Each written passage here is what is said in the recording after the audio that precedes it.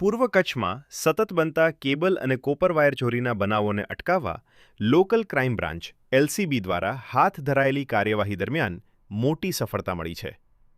Dudhai police station વિસ્તારમાં થયેલી ઘરફોડ અને વાયર ચોરીના ગુનાનો ભેદ ઉકેલી એલસીબીએ ચોરીના મુદ્દામાલ સાથે 5 આરોપીઓને ઝડપી પાડ્યા છે, જ્યારે 5 આરોપીઓ હજુ ફરાર હોવાનું જાણવા મળ્યું છે.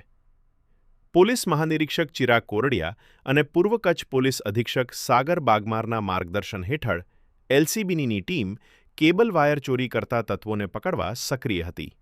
દરમિયાન અંજાર પોલીસ મથક વિસ્તારમાં પેટ્રોલિંગ દરમિયાન ગોવર્ધન બ્રિજ નજીક સતાપર રોડ પર નંબર પ્લેટ વગરની શંકાસ્પદ મહિન્દ્રા બોલેરો ગાડી રોકી તપાસ કરવામાં આવી હતી. તપાસ દરમિયાન ગાડીમાંથી મોટી માત્રામાં કોપર વાયર મળી આવ્યા હતા. ગાડીમાં સવાર 3 શખ્સોની પૂછપરછમાં વાયર ચોરીના હોવાની કબૂલાત મળી હતી.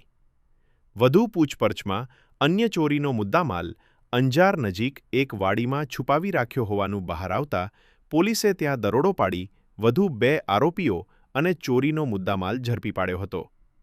પોલીસ તપાસમાં સામે આવ્યું કે આરોપીઓએ આશરે 12 દિવસ પહેલા દુધઈ પોલીસ સ્ટેશન વિસ્તારમાં કોટડા ગામની સીમમાં આવેલા એશિયા પેસિફિક પ્રાઇવેટ લિમિટેડના સોલાર પ્લાન્ટના ગોડાઉનમાંથી કોપર વાયરની ચોરી કરી હતી.